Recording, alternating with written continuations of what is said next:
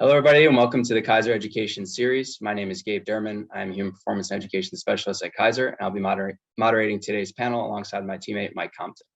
Today's discussion will focus on entrepreneurship in the field of human performance. Our three panelists have well-rounded backgrounds. Each of them has a master's in a sport or sport performance-related field, spent time as a certified strength and conditioning coach, and all three have carved their own path into the business side of human performance. We are thrilled to have them on the K.E.S. with us tonight and look forward to learning. Our first panelist is Kershner. Ali is the Director of Creative Strategy at Art of Coaching, where she oversees marketing and content creation while co-facilitating workshops. Prior to her current position, she was the Director of Sport Performance for Stanford women's basketball team, as well as the women's golf program. Captain of the women's soccer team, she graduated from Duke University and went to Kansas, where she completed her graduate assistantship. Our second panelist is Josh Bonitol. Josh is the Vice President of Performance at Future and is a founding team member. Prior to Future, Josh spent 7 seasons as the Director of Men's Basketball Performance at Purdue University, where he also coached 2 Olympic medalist divers. Before that, he spent 3 years with the Chicago Bulls as a strength conditioning coach, and also spent time in the Northeast at Mike Boyle Strength Conditioning. He earned his undergrad degree from the University of Wisconsin and his master's from Edith Cowan. Our third and final panelist is Dan Giuliani. Dan is a co-founder and CEO of Volt Athletics. He was named a top 25 consumer health tech executive in 2020 and 2021, and is a founding member of the Rolling Stone Culture Council. He taught master's level sport performance at the University of Washington, Seattle, where he's also a mentor for the men's basketball program. He played football at Colby College and earned his master's in sport admin and leadership from Seattle University. A reminder for all of our attendees tonight, you can drop any questions you have in the chat, and we'll allot some time at the end of the discussion to address them to our panel. So let's do it. Our first question is directed to each of our panelists. We're going to start with Ali here.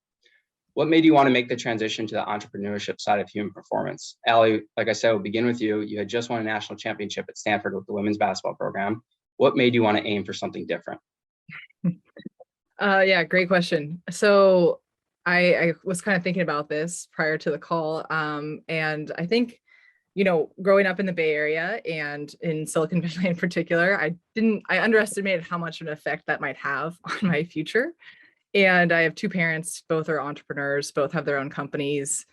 I grew up in a household where changing jobs every 2 years was kind of the norm. And starting your own thing was sort of like the gold standard of your career. And so I was actually talking to my parents about this, and I think it was sort of just ingrained in me early on to kind of want to be involved in something from the grassroots or create something from the ground up. And while it wasn't conscious at the time, I definitely think that influenced my decision to eventually jump into the space that I am now. And I think that was a large part, but also just I found myself learning and wanting to think about and solve problems around people and creativity and communication a lot more than I did around programming and exercise. And so I was like, I can obviously do that on the floor and build relationships with athletes, but I still, at the end of the day, have to program. That's what I'm paid to do. And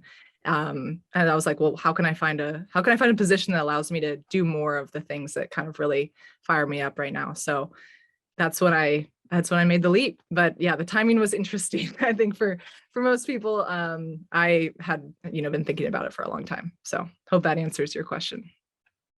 Yeah, definitely. I appreciate that. And Josh, how about yourself? You're, coming off 7 years as Director of Men's Basketball Strength Conditioning there, Director of Performance at Purdue. What made you want to take a leap? You maybe had an opportunity for other strength conditioning opportunities, but maybe make that leap outside of strength conditioning and into kind of entrepreneur side of things.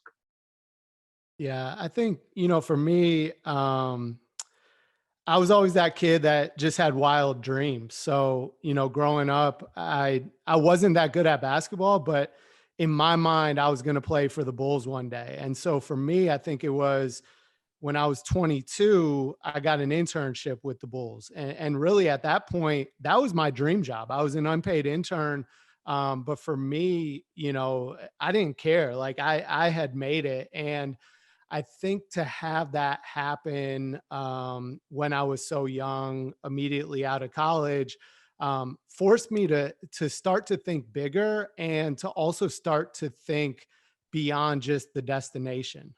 Because, I think I'd spent all that time, I'd taken so many steps to put myself in a position where in my mind, it was by the time I'm 35, I'll be, I'll have the opportunity to go and be the strength coach with the Bulls. And now here I am 22.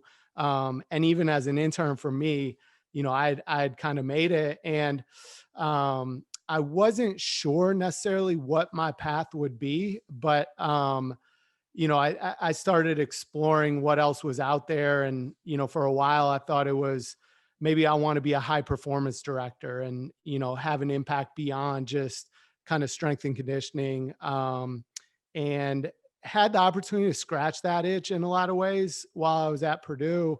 But what I realized along the way was the thing that I enjoyed the most was being able to help other people, and not just our athletes, but actually, the interns and the assistants and colleagues that I was able to work with, really helping them to, dream bigger for themselves and helping them to pursue those opportunities. And so I realized, towards the end of my time with Purdue, that I wanted something that gave me a bigger platform to do that for many more people, even beyond strength and conditioning and beyond basketball.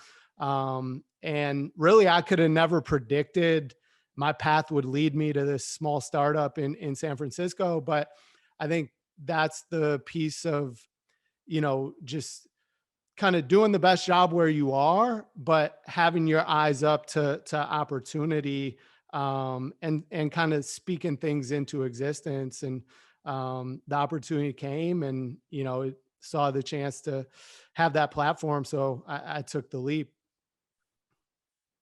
Yeah, awesome. Awesome. It's cool to see some of the things that you've started doing now. So thank you for sharing. And Dan, I'm going to ask you the same question. You were coaching football, you had a little bit of strength conditioning experience, and you're actually doing some play-by-play for Seattle sports as well. What made you want to make that leap as well into the entrepreneurship side? Yeah, a bit of a weird path that actually brings in some of what Ali described and some of what Josh described too. So, I was a Division III football player, liberal arts college graduate. Liberal arts is great for some things, like getting very well-rounded skills, but not being particularly good at any one thing and really not being focused coming out of college. So I tried a few different things. I knew I loved sports. I knew I loved coaching, spent some time in the weight room, got interested in strength and conditioning as a career in 2008, 2009, and got a taste of life at the high school level, the college level, and then in the private sector. And as you said, I was doing a few different things on the side, including some play-by-play broadcasting, which I kept doing through the early days of getting Volt off the ground, because we didn't really have any income for a little while. So I had to ply my trade behind the mic. But we started working on Volt. And the reason that I took this leap back in 2009, 2010 was really just, as Josh said, maximizing impact. One of the things I got frustrated with fairly quickly, it was really two things got me frustrated in the strength and conditioning industry. One was having to work my way up. I respect people who grind and who are willing to climb the ladder in any industry, but coaching in particular, you need to have a lot of breaks go your way. You have to do a lot of really hard work, often underpaid, often long hours, mornings, nights. We all know kind of what this lifestyle often requires. And that didn't really appeal to me. And honestly, as I think back on it, I didn't want to wait my turn. I wanted to see if I could make a bigger impact sooner. And I came from an entrepreneurial family, like Ali did. I grew up with the lessons being learned every day that when there's something to do, why not go do it? You take that leap, you try to bring value, you try to bring unique creative solutions to the world. And so I was working in the private sector, strength and conditioning. I was training teams and individual athletes, mostly high school level in the Seattle area. And I saw the amount of cost that was going into getting access to good training, typically paid by the parents or sometimes booster clubs, and the challenge of getting access to high quality people full time at high schools in the area and at local colleges. And so we looked at it and said, hey, I think we can help here. I think we can solve some problems. I think we can bring some new technology into the mix that helps more people get access to better training. And that was the spark. And we decided we wanted to dive in. And once that really, hit my brain, I knew that's what I wanted to push into. So there was really no question and no doubt at that point, once we figured out we could have an impact. Yeah, and it sounds like from the three of your answers, the big word that stood out to me was impact. As on the coaching level, if you're working with a couple athletes, say even up to 50, like, the level of impact that you can have, but it sounds like you're able to do that with the transition on the entrepreneurship side, do that on a larger scale, right? Have an impact on a larger scale. So that's great, and appreciate you all sharing. Dan, I'm going to go back to you on this one and give the other two a chance to answer as well. With that jump that you made, that leap that you made, were you ever concerned about failing, right? You went from a world that you knew a ton about, you had experience, education, familiarity. Was it scary taking that leap of faith? And did you think about, like, okay, what if I fail? Yeah, failure for me was never a concern. I remember talking to my co-founder really early in the process. We were talking about what it could be, and did we want to, really pursue this with our lives? And I pitched to him that, even if we don't succeed by traditional metrics, even if we don't build an amazing company that we can sell for a lot of money, think about everything we're going to learn. Think about all the stuff we're going to figure out along the way. Because when you start a company, you especially your first time, you really don't know what you don't know. And thankfully, right? Because things start to come up within a few days to a few weeks to a few months. And all of a sudden you're doing something you never thought you'd have to be doing, and solving problems you hadn't imagined would ever come up. And I never thought of it as a success or failure proposition by a traditional setting. We knew the numbers, right? I think 98% is usually the number that gets thrown out for likelihood of failure when you start a company. And my guess is in sport and fitness, it's probably even higher. It's a tough market to build in for many reasons, but there was just always going to be a win there, right? It's the experience, it's the opportunity. It's really kind of feeling that the time and energy you're putting into your world is accruing value for yourself and for others, which is honestly a lot of fun. What I did worry about a little bit more is the feeling, when I was 27, started a company, all of a sudden I have a CEO title, right? And so I'm walking around and I'm in a setting, I'm shaking hands, I'm meeting people, and I hand out my card and it says Dan Giuliani, co-founder and CEO. And I'm looking at these people looking back at me and I'm thinking, boy, I hope they don't figure out that it's a company of 3 people and that, I just made up this title, a few months ago. Because that's really, for me, it wasn't failure. It was how do you get past that feeling of like, I'm going to get found out at some point that this is just something that we started. And then after a while, you realize that that's how everything starts. That's how everybody ever gets going in whatever they do. And so it was less about failure for me than it was just getting over that hump of getting used to the fact that, we created this world, but it's a world that we're living in now. And it's as authentic and genuine and real as anything else. Yeah, that's great. And Josh, I saw you kind of nodding your head earlier. Anything to add on that, and either what Dan said or your own experience with being afraid to fail? Well, I mean, first of all, I would say the best part of starting a company, Dan, is you can give yourself whatever the hell title you want. So, it can open up a lot of doors for you just in that. But I think the point that Dan made of how much you stand to learn, that was probably the biggest selling point for me, is not just the things that you don't know, but the things that you don't even know that you don't know. And now you're going to be responsible for it. And you have to be resourceful. You have to figure it out, because either you figure it out or you're one of those, 98%, 99%, whatever it is that fails. But I do think if you're going to make a leap like this into entrepreneurship, it's important to start, in my mind, to start from a place of, failure as an expectation. And what I mean by that is lay out what is the worst case scenario. So before you even make the jump, as you're making the decision, and this was the advice that I got, was, go through and plan for and expect that the worst case scenario will happen. So lay out what that is. And, you kind of got to be okay with that. And, I think in my case, and Allie, I would imagine for you making a similar transition, leaving after winning a national championship, I think the worst case scenario for me was like, I can always go back. Like if this fails, I can go back into the world that I came from. And, you know, the thing that my decision-making circle was all saying to me, and I was really fortunate because it was people who I'm close friends with who've all been very successful in the tech and startup world. And I knew nothing about the world. So they were able to, you know, help me understand how to view the opportunity and what questions to ask. And when it came down to it, the thing they all said to me was, you have to do this 100%. This will fail in 1 year. Either in our case, we're a venture-backed company, so we don't raise our next round. Our company doesn't exist, or you absolutely hate it. One of those two things, if not both, is a certainty will happen in 1 year. With that in mind, you have to do this because in 1 year, you'll grow 5 years professionally, just with everything you're going to get exposed to, everything you can learn, and the relationships you can build. And credit to my co-founders, the thing that they said to me, which is, I think, really unique in the Silicon Valley world, was they're like, Josh, just come do this with us for even a year or two. And then if you want to start your own company, you'll have the relationships to go and do that. And, you know, I think when it was put to me like that, it was something I had to do. And I would say the last part of it is then once you leap, failure is no longer an option. To Dan's point, it's like, now burn the boats. Like that, it's not an option. I'm not going back.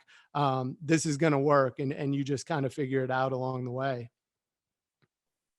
Yeah, that's great. That's great. I really appreciate that. And it's a great answer and great perspective. And Allie, for you, okay, now you have that decision time.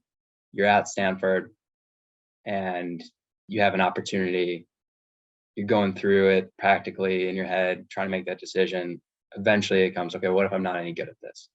Right? What if this doesn't work out? Or you begin the job. What if this doesn't work out? Take us through that.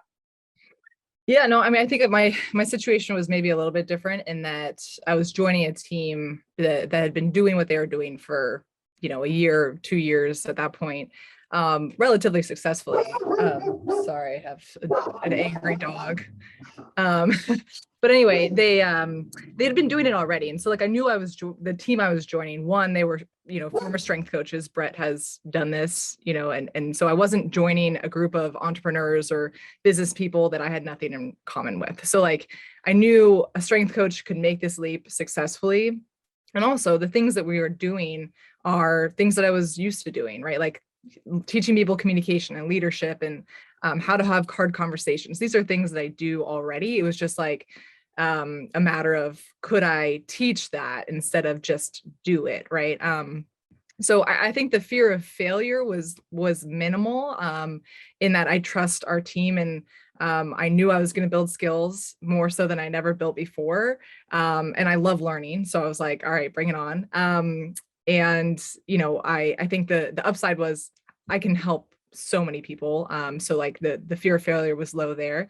But I think the risk is always, you know, joining a small company that's just getting started, like anything could happen, right? Like in COVID, I was not a part of the company yet, but we had to cancel like 90%, if not all of our live events, which is a major source of revenue for our company.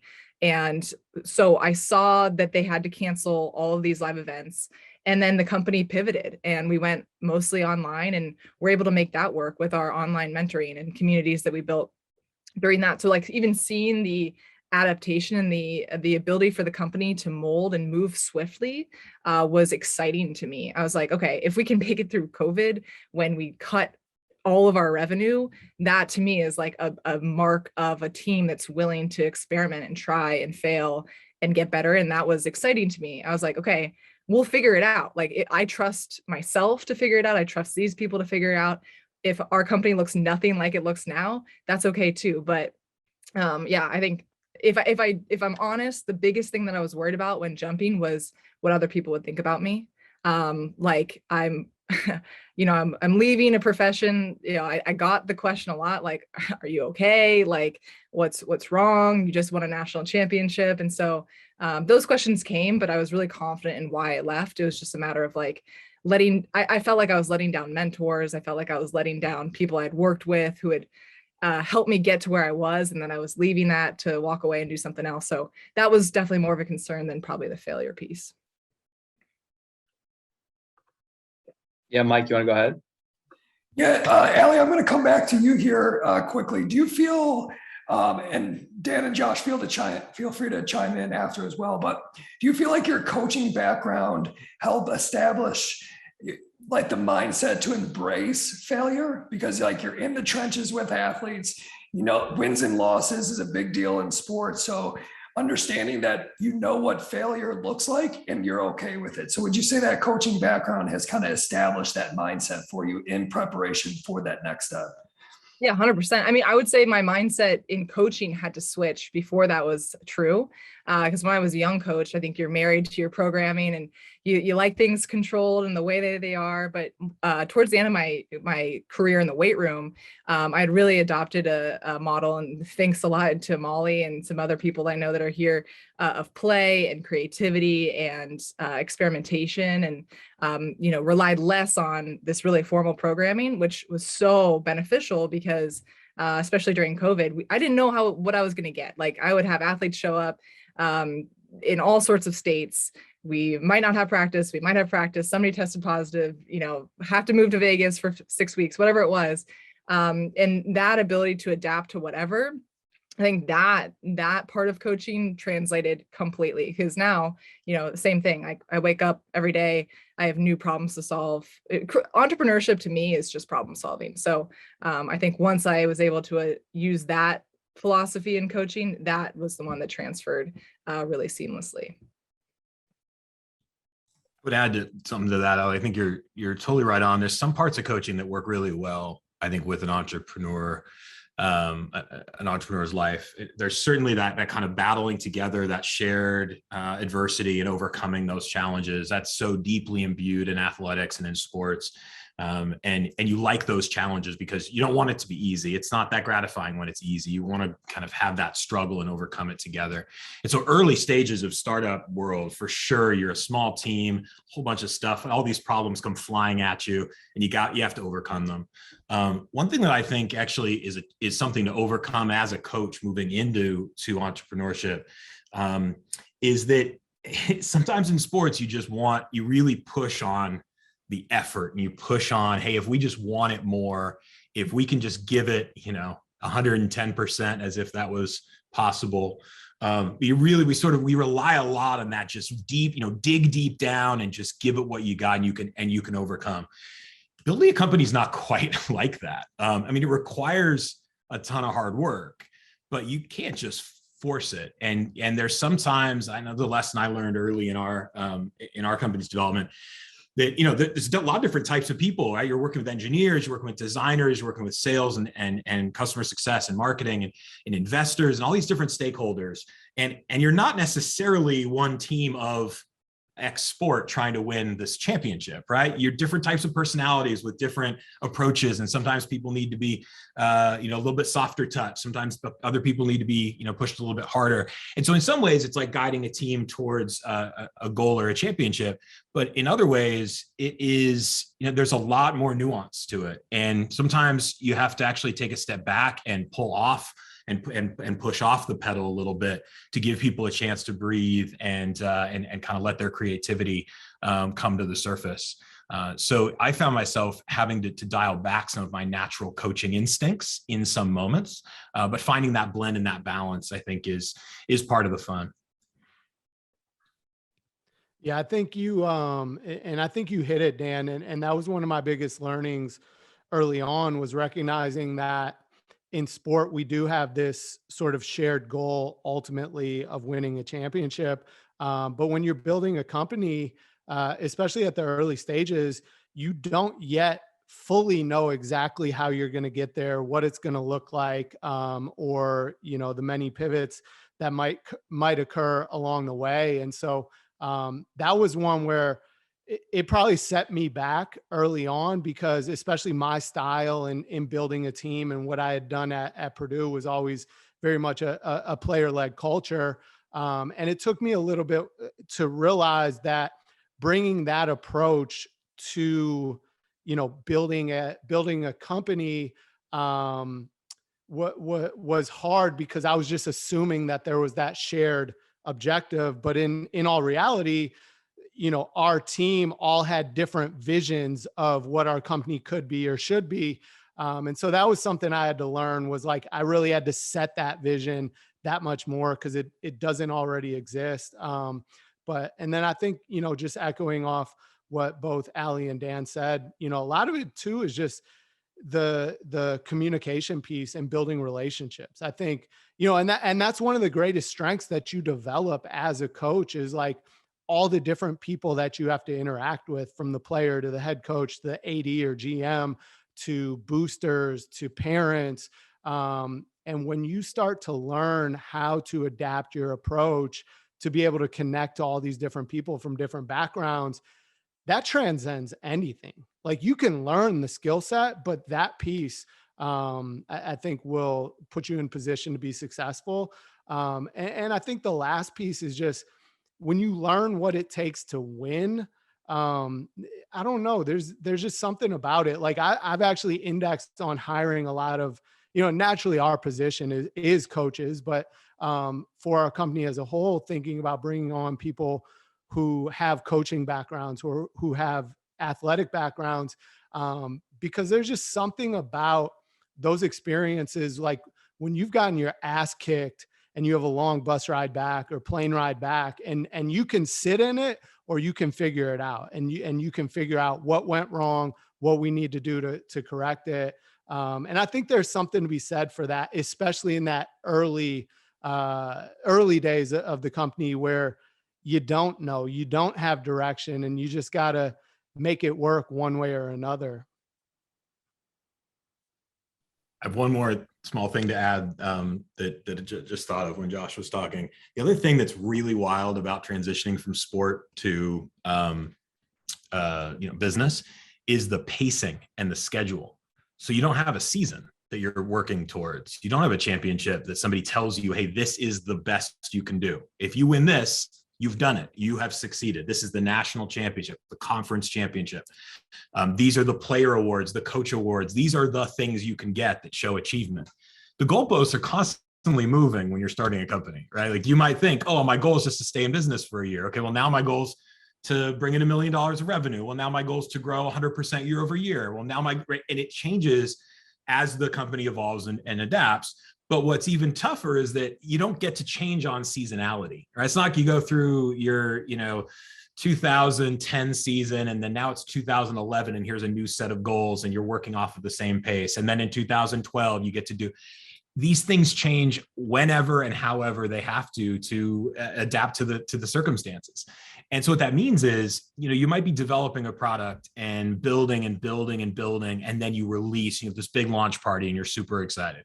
Well, it's not like you get to take the next day off. It's not like you have a bye week. It means that all of a sudden you've got a new product out in production that real people are using.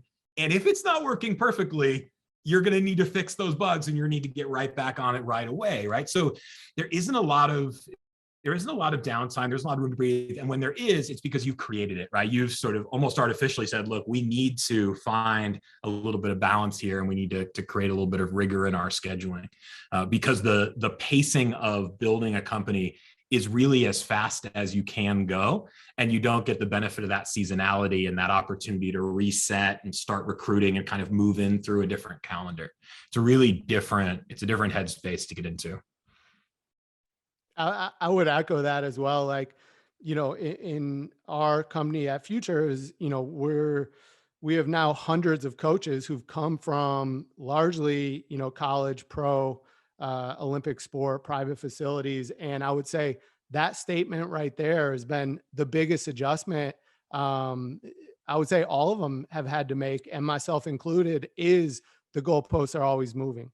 Because if we're having success, the more success that we're having, the bar is raising. The problems that we have to solve are actually growing exponentially, because now the opportunity is even bigger. And so that was a learning that we had to have, where even in our onboarding now with new coaches, it's something I make a point in their second or third week to say, hey, you're going to feel like the goalposts are always moving. You're probably going to say that. And that's because they are, and they should be, and they need to be. And if at any point they're not, that's probably not a good sign for us. But it's, I would say that's probably the number one biggest adjustment I've seen with our team having to make. Yeah, that's really great. Appreciate all that. And I think Josh, you said the word adaptability, the ability to adapt. And we're going to shift a little bit, just like the day to day. So Allie's question is for you. At Art of Coaching with Brett, you do a tremendous job of helping athletes, coaches, and corporate leaders enhance their understanding of human behavior and build soft skills like communication, problem solving, adaptability. Which soft skill, in your opinion, has been the most valuable for you since beginning in Art of Coaching? And what is something that you've been trying really hard to work on to improve? Yeah, I was like, this is sort of like a question, an inception question for us, because like we are a communication company. So like, what communication question skill do I think is most important? Very meta. So I think for us, right, like we're nerds for words. We're like, we're deep in the science of communication and everything around what you just said. I think one of the things that we've highlighted as something that we want to work on as a company and just as humans in general is how to have better conflict. Like it's really easy for us to agree with each other and to like be like, yeah, that's a great idea, right? Create an echo chamber. And I think having a healthy dose of dissent and disagreement and leaning into conflict, especially as a small team, is something that has been the most important shift that we've had. I think hiring for people that aren't yes men. And I think that has been something it's not easy to do because I like these people. I do agree with them most of the time, but disagreeing with yourself, disagreeing with your team members is such a vital skill and can be cultivated as a skill, right? Because there's a very specific way that you can say things and create an environment where that is productive as opposed to obviously what it could be, which is very toxic. So I think for our team, that's something that we're trying to do better. And I personally, I'm a problem solver, so I hate conflict by nature, but like I've realized the benefit of it and sitting in it and just like working your way through it, and the creativity and the problem solving that comes out of that has been monumental for us. Yeah, and Josh, I'm kind of give you the same question. You went from working obviously with like head sport coaches, athletes, and now you're shifting to kind of user design, CEOs, CFOs. There's a lot of other people that are a part of that process. What to you has kind of been the biggest skill that has helped you in that transition? Or what have you been working on, an area of yourself to kind of help be the best person and best worker that you can be? Yeah. And kind of like Ali was saying, it's such a loaded question.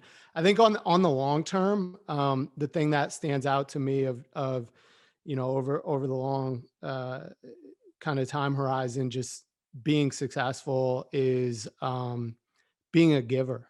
And again, going back to the ability to connect with people, but truly helping other people without expecting anything in return. And so, I always talk about a giver is someone who does whatever they can, whenever they can, because they can, to help someone else.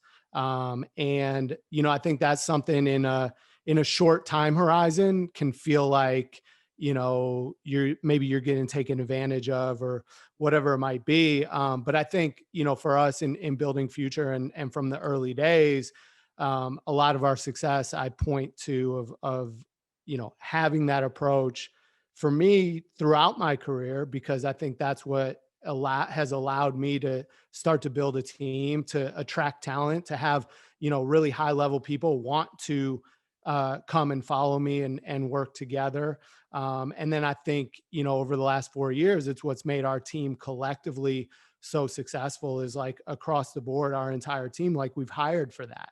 And so everyone on our team will literally drop everything to help, their teammate, the person next to them. And then, in the day to day, I would echo what Ali said. I think that's it's such a hard thing, like healthy conflict or disagreement. And, the thing that I've started to recognize is I think of it as learning to have compassion as opposed to empathy. I think especially, for a lot of us who do have that mindset that are, we're givers, we put other people first.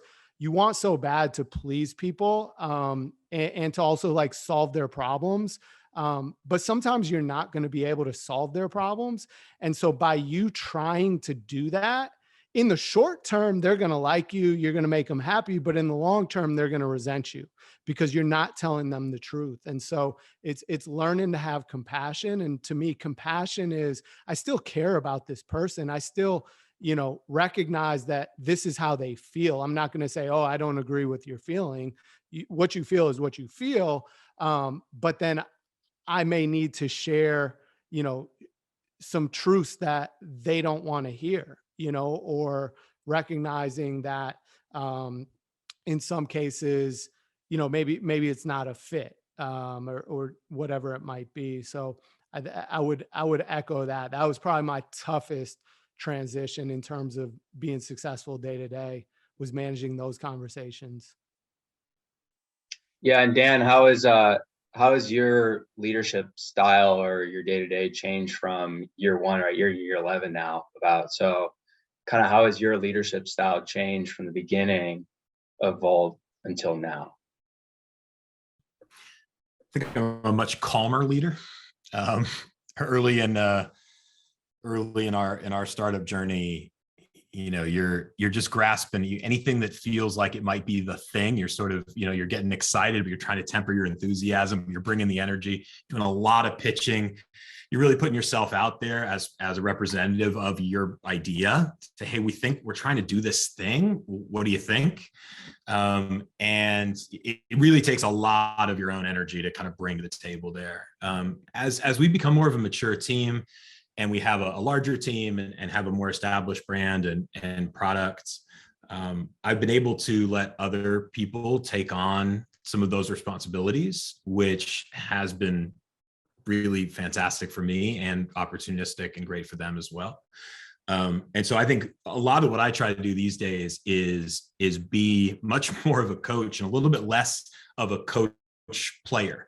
When you first start, right, you're doing everything. I mean, my co-founder and I did literally everything for multiple years. We brought on one more person and the three of us did everything because there's nobody else. Now I don't have to do everything, which is great. And my goal is to put my employees in a position to be successful. Right. So it is very much in that way becoming more again like coaching a sport, and coaching in the weight room. Right. I mean, you're trying to put your athletes in a position to be successful, and then they're the ones who are actually doing the lift or actually performing on the field or the court. And that's very much how the Volt world has evolved over the years. And that's suited my interests for sure, because I really feel like part of what we're here to do in building this organization is to help the people within it become the best version of themselves that they can be, and then go off and do whatever brings them joy. And that's a little different than it was when it was for just a few of us and we had to kind of get everything over the finish line all on our own.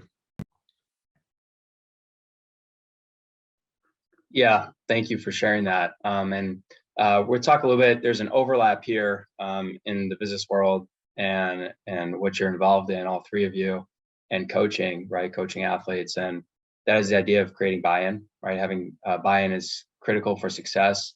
At Volt, with the teams and the groups and individuals that are using the app, Josh at Future, where the users have to be bought in, as well as the coaches you employ. And then at Art of Coaching, Allie, where you have a course bought in that's dedicated to helping individuals create buy-in with the people that they lead.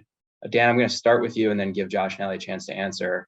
How have you helped shape the respective your company, Volt, to help foster an environment of buy-in on the user end? Like, how do you create a product that gets people to not just try it out, but keeps them coming back for more? Yeah, we have a really complex buy-in puzzle on our side. And maybe this is not all that unusual, but it feels like a challenge, right? So we work in a few different sectors, and our basic, for folks who don't know how Volt works, it's software designed to help coaches deliver better training to athletes, and it's designed to help athletes access better training. By athletes, that's sport, that's tactical, and that's, everyday people like you and me. And so what that ends up meaning is our end user is typically somebody who's got the app in front of them, and it's telling them what to do for their workout, and they're doing the workout, and they're punching in their results, and there's a feedback loop that then it makes adjustments and so on and so forth. Those people who are actually doing the workouts aren't always the people who have decided to make the purchase. In fact, they might not want to be there at all. They might not want to be in that weight room. And sometimes they are really frustrated that they have to do this workout because somebody told them to. So you think of your Division III sports team home for the summer, right? They're going to whatever weight room they have access to. They're doing their training. If they're using Volt, or their team is using Volt, that's because their coaches made that decision, but they are still being held accountable by their teammates for doing the workout. So we really try to think about what life is like for those users. How do we make decisions within the UX, within the UI? How does the experience really dial into making it easy and efficient for them, giving them the positive feedback that can help motivate them to continue to keep going? How do we help people connect together? It can be an interesting puzzle, right? So that's on the end user side. We also have this coach platform, and for coaches, especially coaches with athletic departments, and we see this in strength and conditioning all over the place, where you have a huge variety of sport coaches who have different perspectives on what they think the athletes should be doing, or whether they think the athletes should be doing any strength work at all. And so when we first, I remember in 2013 was the first time we brought our full athletic department package to market. And so I'm talking to these athletic directors, and I had to sit in some of these rooms where all 22 coaches, all the head coaches were brought in by the athletic director. It's like, hey, this is Dan. He's going to tell us about this, about Volt, right? And I'm looking around the room, and I can tell there's a good 10 to 12 of them who are really going to hate me, like right away, because for whatever reason, they either don't like lifting, they don't like the athletic director, they're pissed off because their budget got slashed, like whatever the reason is. I'm standing there, they've never met me, and I already know they're pissed, right? And then there's 5 or 10 that are, sort of open to the idea, right? And then you end up after that conversation realizing that getting 22 people who all have their own little autonomous worlds of their sport that they know really well to get all aligned and on the same page about a consistent methodology, a consistent sort of programming structure is a really uphill battle. And so we build a lot of our software and a lot of our tooling with that in mind. We know that it's not something that each person has often chosen to use. They've been told they have to use it, or it's been purchased as a resource for them, which is different than a lot of other products and services. One of our challenges as well, being a consumer-facing application, if you go to the App Store and you see the star levels, we take a lot of this for granted when we're not the ones actually managing the apps themselves. But it's extremely hard to keep a high rating in the App Store. I think ours is something like 4.7 these days. If you're at 4.7, you want to stay at 4.7, and a high school kid gives it 1 star because they hate working out, you're going to need, I think it's 11 5-star ratings to offset the 1 1-star rating to keep you at your 4.7. So our world is a lot of managing the expectations, helping people be successful in the work that they're doing, but knowing that, no, this is hard, right? Working out's not easy. It's not Netflix. You can't sit on the couch and just hit a button and get stronger. You actually have to do the work. And so, setting good expectations and reinforcing that the work that's being done is effective has been a key piece of that. Yeah, great. Thank you. And Josh, how about a future creating that buy-in on the user end? Yeah, and I think one of the things, just to start off, is and this might be semantics, but a distinction that I always talk about is not thinking about it in terms of creating buy-in, but rather building trust. And the reason I make that distinction, and the reason I think that distinction is important, is because to me, I think buy-in presumes that you sort of do what I'm telling you to do because I'm right. And that's not necessarily the case, especially as it relates to, coaching. I think ultimately the goal is forming a partnership. And, early on in that partnership with coaching, a lot of the direction and the education is going to come from you as a coach. In fact, early on, it might be nearly all of it. But over time, hopefully that should evolve, and that evolves by forming a partnership. And I think you do that by building trust and now involve and empower that other person. And so the thing that we talk about at Future, which we stole from the hospitality world, is collecting and connecting dots. And it's even one step before that, which is turning over rocks. So if you think like turning over rocks is just, genuinely being curious, taking an active interest in that person, learning about them, and genuinely like wanting to know more about them. And so through that process, I think you're able to start to collect dots, and those dots could be all different types of information about their background, what they love, what they hate, where they grew up, their favorite movie, whatever it might be. And these are connection points. And so, to build that trust over time, how it comes is, when the opportunities present, you're connecting those dots. You're showing that you listened, you're showing that you cared, you're showing that you remembered. And I think in doing that, ultimately what you're doing is, you're essentially forming a tribe with that person. And those connection points are things that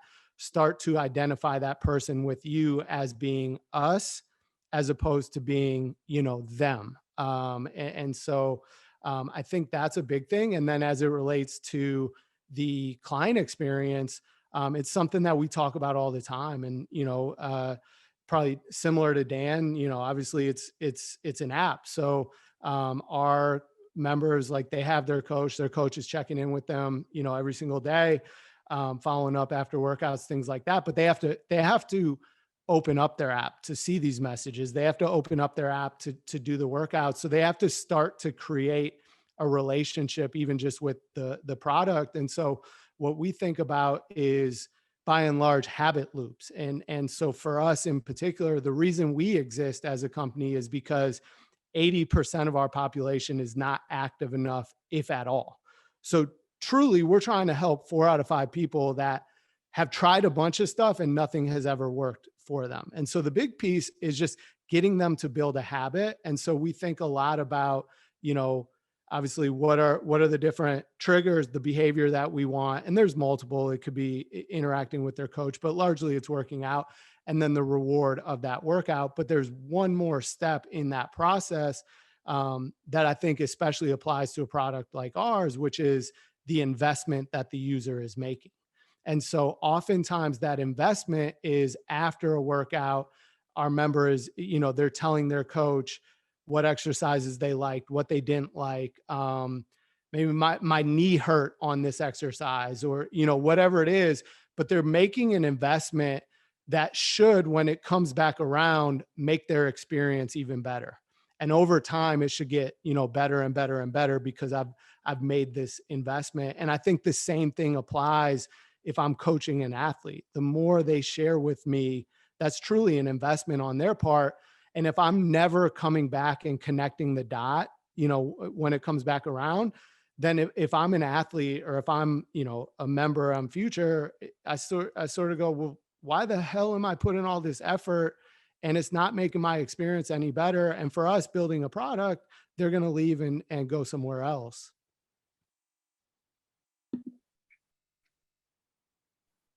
Yeah, Mike, I'll go to you in a second. I'm going to give Allie just a chance to answer that too, either through your own perspective, or also I know you have that, like I mentioned, you have a program there with Art of Coaching, bought in, or trust building maybe. Yeah. So can you tell us a little bit about that and your experience with that? For sure. No, Josh, I love what you said So I think that the word buy-in, right? We say that meanings are in people, not in words. And I think, unfortunately, the word buy-in has gotten kind of a bad rap. And I think that because it kind of implies that you have to sell something to somebody, or you're telling them to do it without reciprocal, trust. And so I love what you said. We like at Art of Coaching, we define buy-in as trust plus commitment. So same, I think, end result. Yeah, I love what's already been said. Obviously, we don't have an app. And I think that's what makes what we do difficult and also easier, maybe. But I think our problem is that communication, which I think we've all talked about as being this linchpin or very important thing, is something that we know is so important. And yet it's so intertwined with our identity that admitting that we're not great at it or that we need to work on it can be very vulnerable. It can be, it requires a lot of self-awareness, which is something that I think most, if not all of us, need more of. And so our difficulty is finding people that are self-aware enough to admit that they need help with communication, to then seek us out and then want to work with us long term. And so that's a problem that we'll probably always fight. I think it's a great problem to try to solve. And I think that what we try to do to combat that is make what we do as tangible and experiential as possible, because things like communication and interpersonal relationships, they're not sexy. Like we can't, it's really hard to like put a cool workout video up on Instagram and, get like a ton of engagement. Like it's not really sexy to watch two people have a conversation and like be like, oh, wow, did you see the inflection in that person's voice? So our problem is slightly different in that like we're trying to, we know that once we get people in person, we can create buy-in all day, because it's just creating relationships with people. It's getting people to that point where they have admitted that they need help with this particular skill set, that they admit it is a skill set to work on, right? Like I think a lot of us, it's like one of those things where it's like, yeah, I got to work on communication, but you know what? I talk all the time. I present all the time. I'll get better at it over time. And in reality, we know that it is a skill. It is something, we joke that like we wake up married every day and or doesn't make us better spouses, right? So our task in creating buy-in is how do we take something like this and bring it to the people in a way that there's emotional resonance. So our workshops are the most fun thing in the whole world, because you finally get people in person and like we do everything. We teach improv basically is the way that we combat that, because as soon as you taste a little bit of your own blood in communication and be like, oh man, I really screwed up that conversation. Or, if you struggle asking for a raise, we'll put you in a role-playing situation where you have to ask for a raise, and we'll make the other person bring that, that level up to 10 when it might not really be like that in real life. That's our form of overload. So I think as soon as people can get in person and feel it, they understand the importance of it, and they understand like, oh man, I'm really not where I need to be with this or where I want to be with it. So that's always going to be our X factor. But yeah, until then, don't look for me on TikTok. I don't know if I can do any of the dancing videos that are going to create that end user buy-in that way. So we're still problem solving. If anybody has any suggestions, we're all ears. Yeah, that's great. And I think for our people listening in, caught a little bit of a glimpse from each of you on what your product is able to give to anyone who decides to take part in it. So that's really great, and I appreciate that. So last question we're going to have before we get to some of the Q&A, because we got a couple questions in. Again, for anybody listening in, please go ahead, throw that in the chat. We'll make sure we do our best to get to each question. You can direct them to all of our panelists, or you can direct them to one panelist, and we'll get to that. But before we do, last question here. What has been the biggest aha moment related to the success of your business or the business you're involved in, and moment where you knew, like, yeah, you know what, I can do this. This is for me, and I can do this. And I'm going to start with Dan. I'm going to do the same order. I'm going to go back to Josh and then to Allie. I mean, for us, it was the first time we got a check in the mail from a school. It was, I remember this very clearly. It was Middlebury College in Middlebury, Vermont. And they'd been part of our pilot program, which was, hey, we have a thing we think could be really helpful. We've put it together as best we can. We're going to let you use it for about, I think they're using it for about 6 months. And then if you like it, we're going to ask you to pay for it.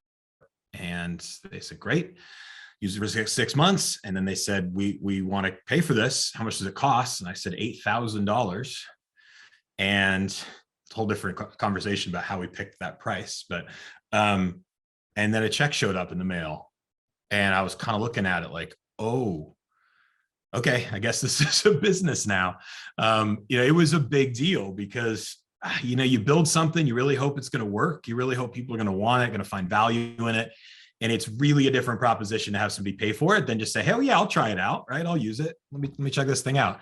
So when you start getting kind of that moment of real value, now for us, that was a little while back now. And there have been other moments, talk about goalposts moving, right? That was maybe an initial goalpost. And there have been other moments since that have really kind of given me aha vibes. But that definitely early on was a big one. It was a moment of authentic, verification that we were building something that at least one entity wanted to pay for. I'd say there's one other that comes to mind really briefly before we went fully remote during the pandemic. And actually one of the things I missed the most about not being a centralized team anymore are a couple aha moments I had over the last few years where I just looked at our team. We used to all be in one room. I just look across the room and you'd hear the conversations going on between the engineers. You'd hear the sales folks on the phone. You'd hear, our design team working through solutioning. You'd hear our strength and conditioning team, our sport performance team building out programs and talking. There's this buzz and this electricity. And you sit there and you go, this didn't exist. This is a thing now. And it's a thing that lives and breathes and develops on top of its foundation. And it becomes an institution. New people come in, they learn how to be a certain way because that's the way that we've built the company to be. And you hope that that's for the better. And there are moments there you kind of realize this is really cool. There's a bunch of stuff going on that I don't have to necessarily push forward on my own, and all these great people are doing it. And so that really stands out as well. Yeah, one thing before we get to you, Josh, Dan, I've been meaning to ask too, and this could be an aha moment as well, maybe even a different one, was maybe if you have like a minute or 2 minutes to describe your decision to go to the 4-day work week, and if that's something that you're continued since everyone's been working from home now. Yeah, so this was sort of like an aha, we have to do something about the current situation moment. A little bit different than the aha where, we're going to make it.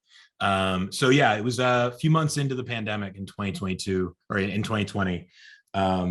We were really struggling on Fridays. I remember looking at the screen and I was struggling to maintain my focus.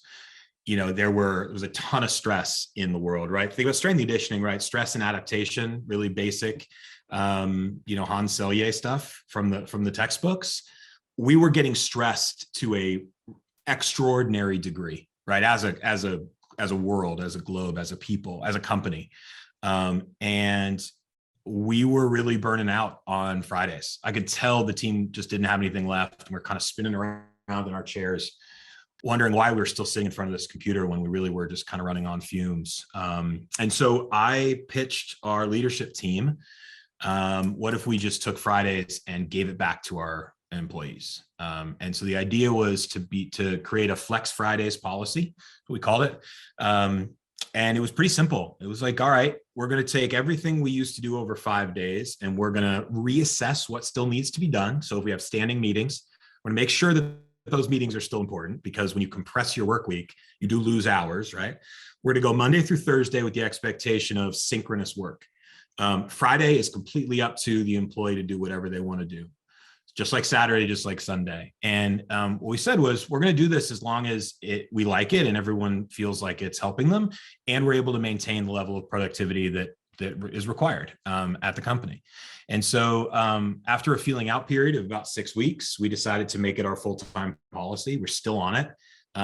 It's pretty amazing. There are some challenges for sure, but overall, think about how important that extra day can be to people, depending on what they're trying to do during the pandemic, right? During the really hard parts, that meant you could go to the grocery store when there weren't very many people there, or you could go hiking on a trail where it wasn't crowded, or you could just sleep.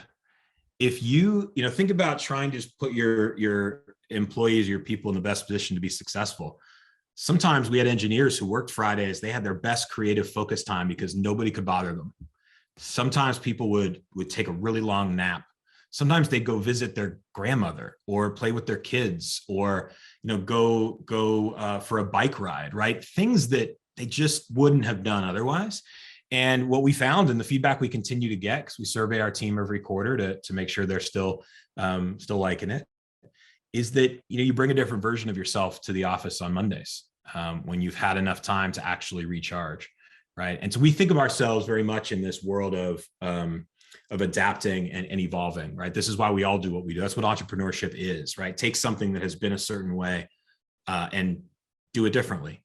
And in this case, taking a look at the schedule on which we worked gave us the opportunity to kind of rethink what was important and how we could set our world up in a way that was better for our people. And ultimately, what was going to be better for our people was going to be better for our company. Yeah, thanks. And I know you've written about that, and Mike dropped that in the chat for anyone that wants to go ahead and give that a read. Dan's written a little bit about that switch to the 4-day week. And Josh, let's pivot back to you now about that aha moment or that moment of conviction. Yeah. I think the aha moment for me, and it probably took me a year and a half to figure out, was when I made the leap. I knew I was jumping into a world where I knew nothing about. I knew I was going from something where, at least in my mind, I believed I was pretty darn good at it. And I was going to be jumping into something that, by all accounts, I was going to be terrible and just fail at everything. And, but the thing that I think I'd convinced myself of, or I thought going in, was similar to building a program. So, I spent 7 years at Purdue. That first year was really, really freaking hard. The second year is still pretty hard, third year. But especially by those last, 3 years in particular, 2-3 years, and we'd built a player-led culture. Our guys didn't need me. Like that thing would have operated whether I was there or I was not. And if anything, I probably just got in the way. And so I had that same mindset jumping into this world. And it took me, like I said, probably a year and a half to figure out that it'll never get easier.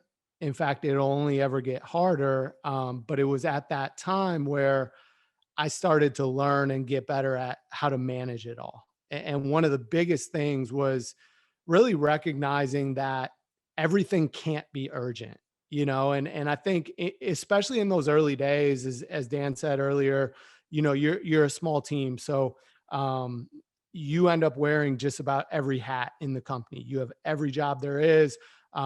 Anytime there's a quote unquote fire, I have emails at 3 a.m. Things like that on the weekends, stuff like that. But you start to recognize that some of these things have already happened and there's nothing that you can do about it now other than learn from it, make sure it doesn't happen again. Some of the things can wait. And so, the framework that one of my buddies taught me was this like Eisenhower decision matrix, which is, there are things that are urgent and important. Like those are things that you need to do, and you need to do those things right now. There are things that are urgent but not important, meaning that probably somebody else can do it, or it just needs to get done. It doesn't necessarily need to get done super well. It just needs to get done. Then you have things that are important but not urgent. They can wait. And then you have things that are not important and not urgent, and it's like eliminate those things. And so, I think for me, that was the big unlock. And probably what helped too was around that time, now our team was growing, and I'd spent, a year and a half essentially trying to coach myself out of other roles so that those people who are much smarter and much, better at those things than I am were able to start to fully take those things on. Thank you. And then Allie, we'll get to you and then we'll hop to the Q&A there. Yeah, I mean, so I just hit my 1 year anniversary of being out of collegiate strength and conditioning. I survived, and I sort of had a moment of like true overwhelm towards the end of the year, and I was like, man, like what have I done? Like in terms of like what have I actually like produced? You know, like how have I changed? And like not like what have I done? I don't regret my decision at all. I love what I do. And I was like, I just remember being in the shower and, you know, where all good thinking happens. And I reminded myself that like the reason I took this job and this leap was to learn every skill possible. And Brett told me when I jumped in, he's like, the only rule is be self-competitive and just be a sponge and teach yourself everything. And so I started making a list just like in my head and sort of like on the, you know, the side of the shower of like things that I had learned in the past year. And I was like, you know, digital marketing, website building, graphic design, nurture sequences, copywriting, how to build our newsletter, social media. You know, I was like, damn.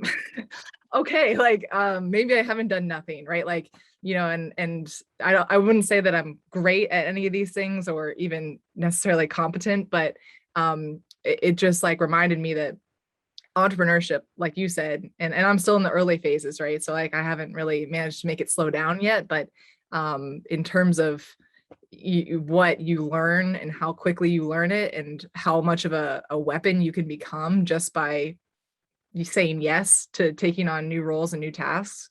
I mean, these are skills that I think will serve me no matter what role I take on at any point in my life. And I mean, the most important one is how to be a good salesperson. And I hated that term at the beginning. I was like, no, I don't want to sell. I like, please, anything but the sales. Like I know. And you know, Brett and I had a conversation. He's like, you realize that what you do every day is sales. Like you just talk to people and you create relationships and you solve problems. And we have a really cool product that can solve a lot of problems. And so that's selling. And I think that was the biggest aha moment for me. I was like, okay, like, you know, I can do this because everything I've built up until now is accumulating into these, you know, skills that all transfer. And I think that was sort of the aha moment so far. You know, I think there are more to come, but I'm so excited by the decision I made and feel like I'm light years above where I would have been in terms of the skills that I've built so far. Yeah, that's awesome. I think earlier this month was my 1 year as well. So yeah, I'm going to pass it off to Mike here. Thank you, all three of you. Awesome job there. And let's turn it over to Mike for a little bit of the Q&A here and see what some people, our attendees, are asking. Awesome. Thanks, Gabe.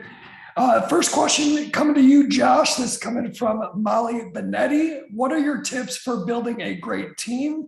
I think it's also remarkable for you to touch on how big your team actually is at Future and all the coaches that you have on staff. So here we go. Yeah. So, I mean, we're several hundred coaches now, probably 95% all full-time, and a very small percentage in the part-time role. So it's really been pretty incredible. I would say, you know, to me, where it starts is, you know, understanding what is your mission? Like, what are you trying to achieve? What are you trying to build?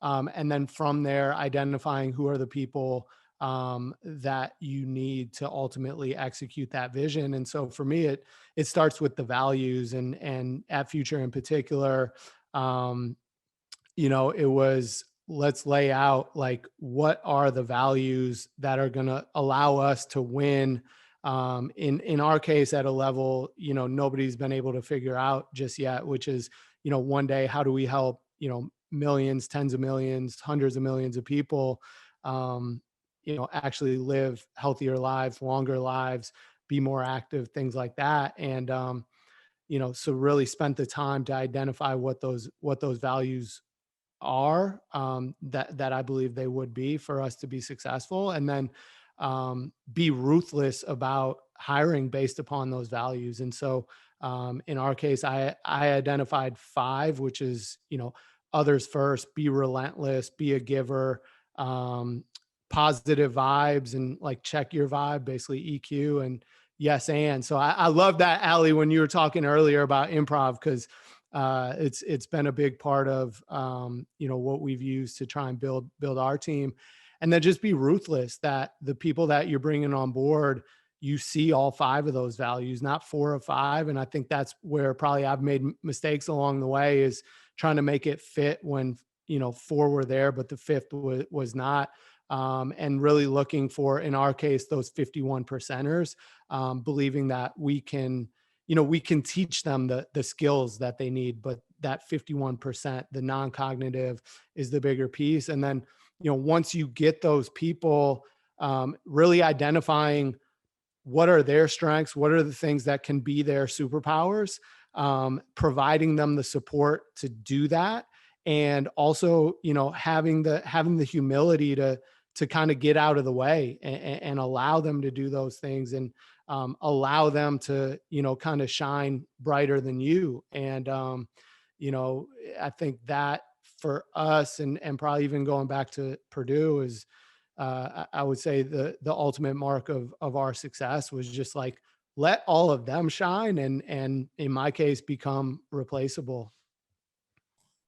Awesome. That's fantastic. Appreciate the insight there, Josh. We have 2 questions left. I'm going to split them up. Allie, this one's going to be for you from Lackland. How have you either recovered from moments of doubt and failure, or temper successes or milestones made and not taken the foot off the gas? Are there instances that stick out specifically when looking back? Yeah, I mean, I think we kind of touched on this earlier, in the sense of, like, when you're in a small business or an entrepreneur, it will humble you very fast, in that if you take your foot off the gas, it's, it reminds you, like, whereas I think we talked about it already a little bit earlier, that there's no season, right? And so that's actually something that I've had to create, or boundaries in my own life, because I'm the kind of person where I'm like, well, if people are working, I'm going to be working. Like, I'm not going to not be working if the rest of the team is up. So, I mean, I've done everything. Our company is headquartered in Atlanta, Georgia, and I'm out here in the Bay Area. So I keep East Coast hours.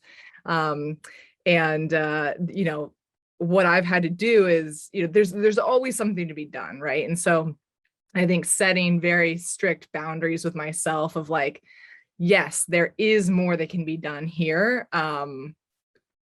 And because I work from home too, I think that's something that we've all struggled with during COVID, is like, when and where do you shut off? And when do you say, like, okay, this is a law of diminishing returns. Like, if I stay working on this longer, like, this will not make this better. So I've had to have that very real conversation with myself a number of times, because that is a real thing that I think all entrepreneurs probably come up against several times in their careers.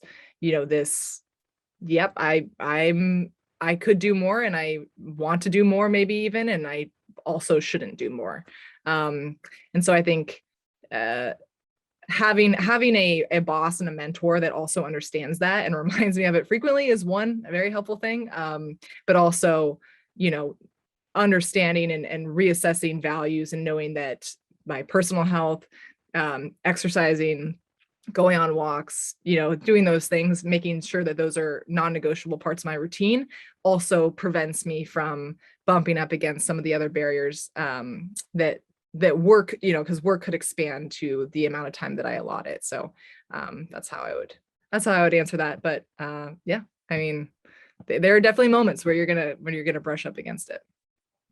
Awesome. Thanks for sharing that, Allie. And I appreciate the fact that it's okay to step away, from the desk a little bit, especially that transition from being a coach, being on your feet for 15 hours a day, and then you're in front of a computer. So taking a breath and, getting out and moving is key. Last question, then I'll flick it back over to Gabe to kind of wrap up. Dan, this one's going to be for you, somewhat in your wheelhouse, right? So how do you stay on top of industry trends? And that's coming from Molly Benetti.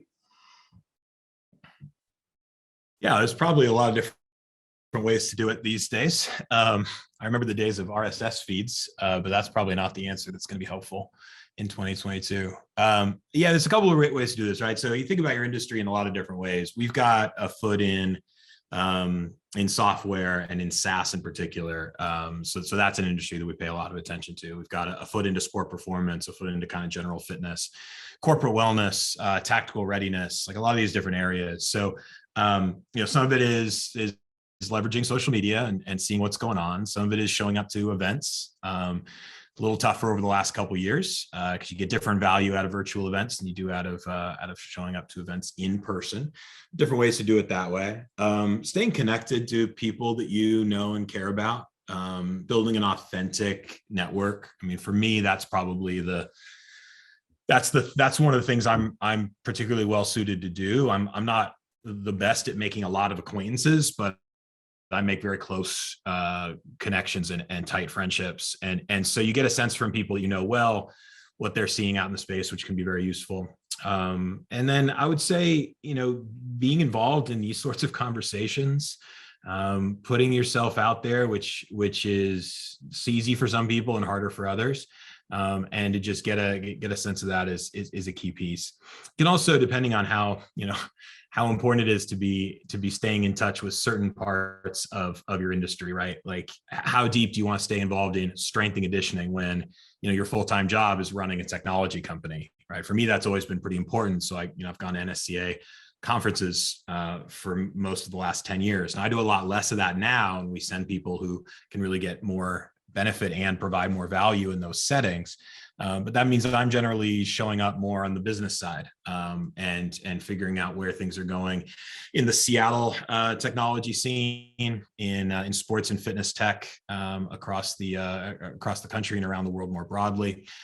Paying attention to what really interesting companies are doing and trying to figure out where it all fits together. And it's kind of a daily pursuit. It's one of those, there are no goalposts to necessarily get to in this particular topic. You're kind of always learning. You're always keeping your eyes open and thinking about where you're going, but also you have to really maniacally stay focused on what you are there to do. There are a ton of different ways you can twist and turn within the industry, and you can see somebody doing something really cool. Like the Future team does a lot of really cool stuff.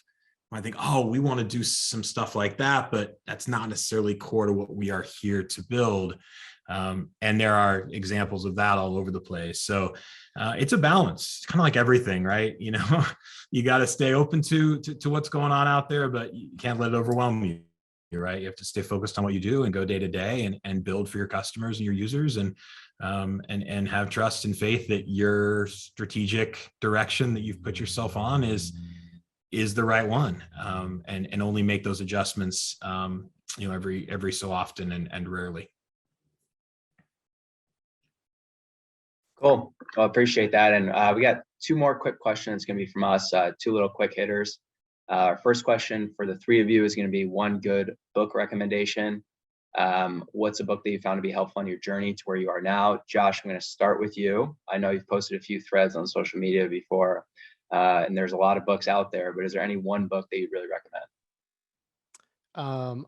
I'll make it specific to this discussion. I think the book that has really helped me learn this world, which, frankly, I think there's a lot of value even beyond, towards coaching and leadership, things like that, is The Hard Thing About Hard Things, which is Ben Horowitz. And it talks about, a lot of the real and raw, things that you're faced with in building a company, where a lot of times there is no right answer, and it's not even, choosing the best of shitty answers. Like they're all terrible and you got to pick one. And so it's just a real authentic look at, what this world is, in my opinion.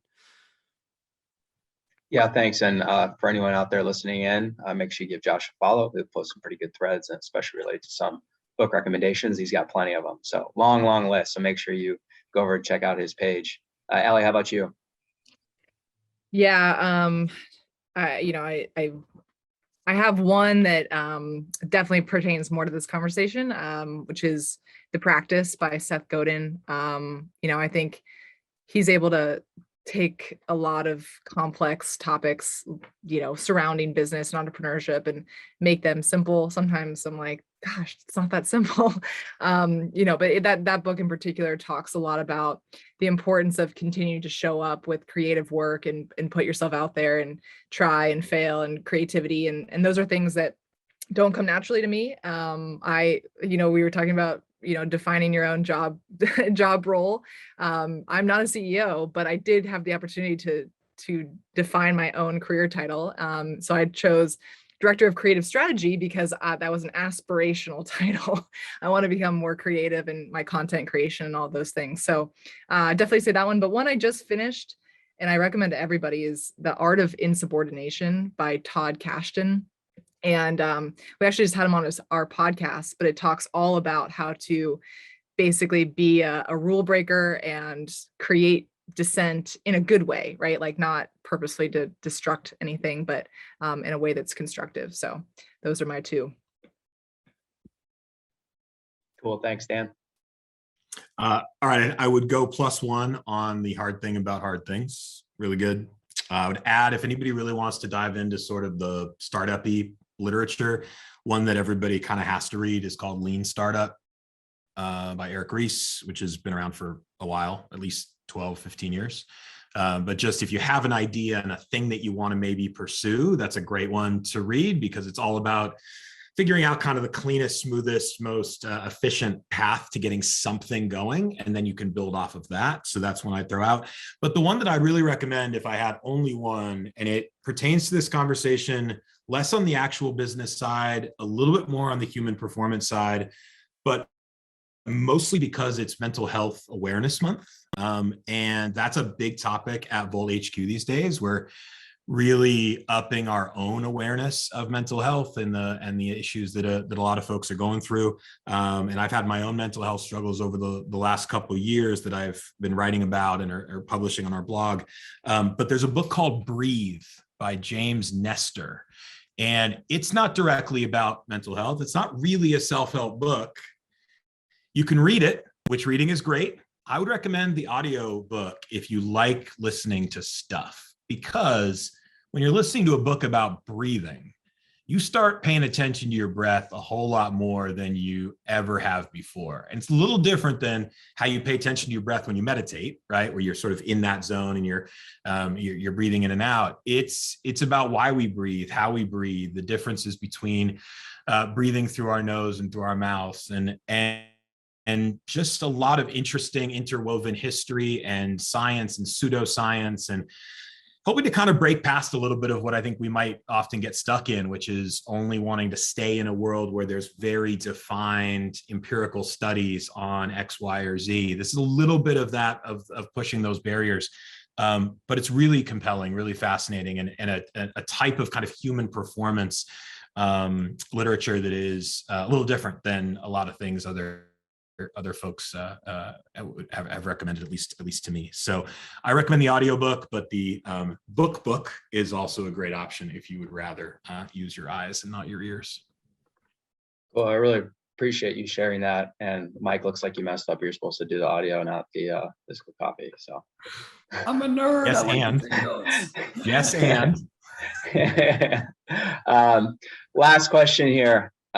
Something we like to ask our guest panelists on the K.E.S. is, what does your own training look like right now? Is it practice what you preach? Are you training for something specific or experimenting? Josh, I'm going to start with you. I know over the years you've shared publicly some of your training. If anyone follows you, they know what the weekly rituals look like. Can you share your training, what that looks like, each of you? And then I'll finish. We'll go in the same order. We'll go with Josh and then Allie and Dan to finish. Thanks.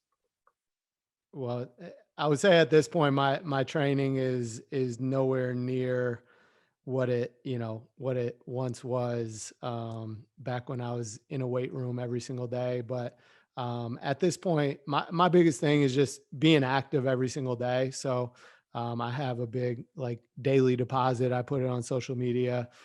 Today was day 844. So doing something every single day, every Wednesday, every Sunday. I run 10 hills, no matter where I am, no matter, temperature, circumstances, any of that. And I think for me at this point, a lot of it has become more of a, mindset. And in a lot of ways, that's like my mindful time. Like that's my meditation, things like that. But it's, that mindset to just like keep showing up, and showing up as a skill, has really helped me along my journey in the startup world when, most days, especially early on, you have every reason to quit. And so, what's going to get you to that next day. And so that's been my workout, to this point. Go ahead, Alec. Hey, I don't remember the order, but I'll go.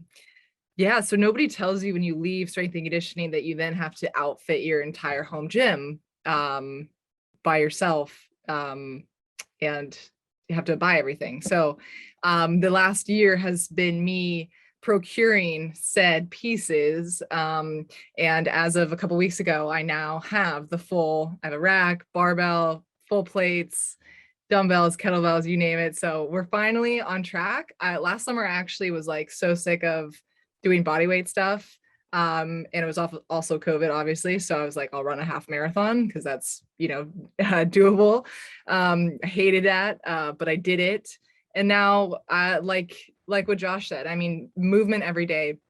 I walk at least 90 minutes every day. I have an 80-pound, you heard him, dog who needs a lot of exercise. So I use that as time to take calls, time to think, time to listen to podcasts, whatever it is, and ideas tend to flow.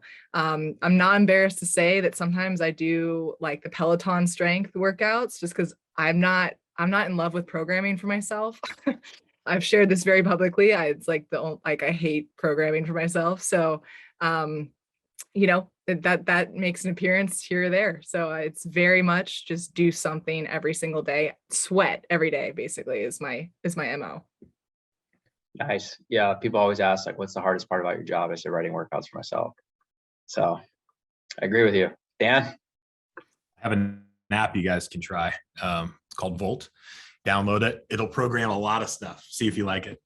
So mine is a similar answer, actually. It's kind of interesting. I thought that Josh and Allie were going to come with much more like serious training, and maybe it's just life as an adult and balancing all the things that you balance. But yeah, mostly walks these days. I'm recovering from a back surgery, which was about 5 months ago, herniated disc. And that's been a slow recovery. Yeah, it's something. Slow recovery for me, right? So I've been patient, physical therapy, can do some walks, some mobility. Haven't gotten back to what I used to do, which was a lot of our training programs, circuit stuff and set by set, strength and power stuff.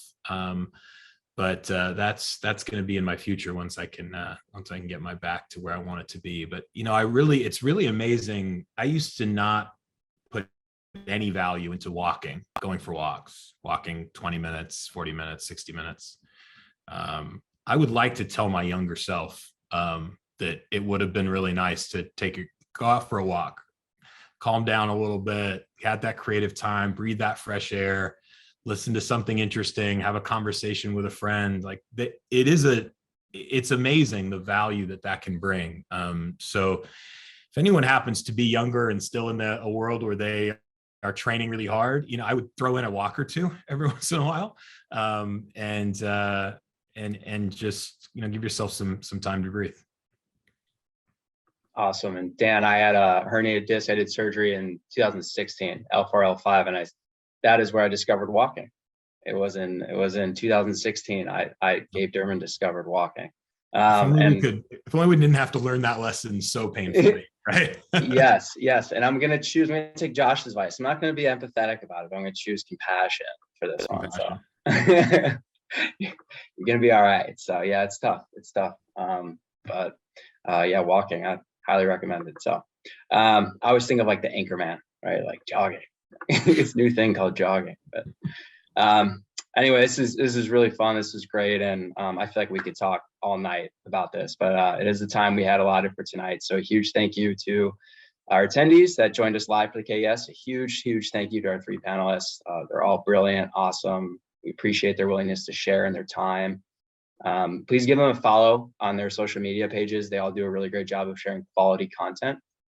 This discussion will be available publicly on the KeiserFitness YouTube page, and the audio will be up on Spotify in about a week or less under the Keiser Education Series. So please give us a follow, and also check out any of our other content that we put up so far through the K.E.S. So hope you'll join us in 2 weeks from now on June 8th for our next K.E.S. panel. And thank you, everybody, and have a great night.